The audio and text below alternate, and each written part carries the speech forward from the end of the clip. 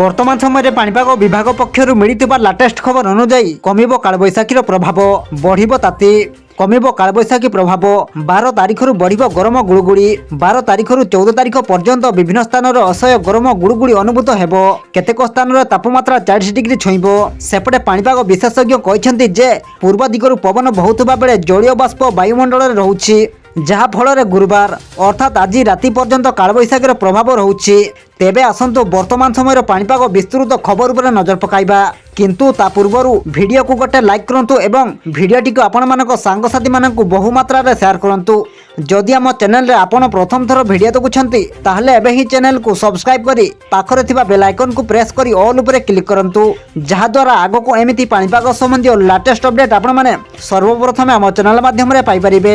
ଶୁକ୍ରବାର ଅର୍ଥାତ୍ ଆସନ୍ତାକାଲି ପର୍ଯ୍ୟନ୍ତ ରାଜ୍ୟରେ କାଳବୈଶାଖୀ ପ୍ରକୋପ ରହିବ।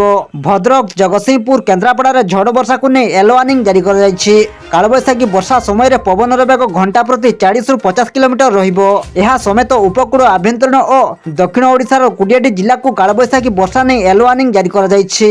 ଏହାପରେ କମିବ ବର୍ଷା, ଫେରିବ ଗରମ ଗୁଳୁଗୁଳି। କିଛି ଦିନ ଧରି କାଳବୈଶାଖୀ ପାଇଁ ତାତିରୁ ବଡ଼ ଆଶ୍ୱସ୍ତି ମିଳିଥିଲା, ହେଲେ ଏବେ ପୁଣି ଉପରମୁହାଁ ହେବ ପାରଦ। ଶନିବାର ଠାରୁ ପଶ୍ଚିମ ଓଡ଼ିଶାରେ ତାପମାତ୍ରା 40 ଡିଗ୍ରୀ ଡେଇଁବ।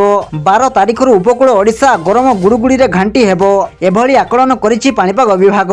11 ତାରିଖରେ ପାଗ ମୁଖ୍ୟତଃ ଶୁଖିଲା ରହିବା ସହିତ ତାତି ବଢ଼ିବ। ଅନୁମାନ କରାଯାଉଛି ଯେ 3 ଦିନ ପରେ ତାପମାତ୍ରା ପ୍ରାୟ 4ରୁ 6 ଡିଗ୍ରୀ ବଢ଼ିବ। 10 ତାରିଖ ପରେ ଉପକୂଳ ଓଡ଼ିଶାର ଭୁବନେଶ୍ୱରରେ ପାରଦ 38 ଡିଗ୍ରୀ ଏବଂ ପଶ୍ଚିମ ଓଡ଼ିଶାରେ 40 ଡିଗ୍ରୀ ଛୁଇଁପାରେ। ତେବେ 11 ତାରିଖରେ ଝାରସୁଗୁଡ଼ାରେ 41 ଡିଗ୍ରୀ ଛୁଇଁଯିବ। ଅନ୍ୟପଟେ 12 ତାରିଖରୁ ଉପକୂଳ ଓଡ଼ିଶା ଗରମ ଗୁଳୁଗୁଳିରେ ଛଟପଟ ହେବ। ସମସ୍ତ ଉପକୂଳ ଜିଲ୍ଲା ଓ ପାର୍ଶ୍ୱବର୍ତ୍ତୀ ଅଞ୍ଚଳରେ ଗରମ ଗୁଳୁଗୁଳି ଅନୁଭୂତ ହେବ।